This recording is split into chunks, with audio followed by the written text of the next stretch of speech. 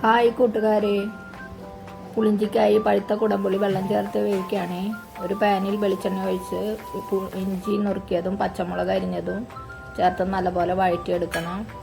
ശേഷം 3 ടീസ്പൂൺ മുളക് പൊടി, 2 ടീസ്പൂൺ മല്ലിപ്പൊടി, 1/4 ടീസ്പൂൺ മഞ്ഞൾപ്പൊടി ചേർത്ത് നന്നായി വഴറ്റിയെടുക്കുക. ഒരു പാത്രത്തിൽ കുടംപുളി അരച്ച് ചേർത്തതും വഴറ്റി വെച്ചതും ചേർക്കണം. ശേഷം ഉപ്പും കറിവേപ്പിലയും ആവശ്യത്തിന് വെള്ളവും ചേർത്ത് നല്ലപോലെ തിളപ്പിച്ചെടുക്കുക.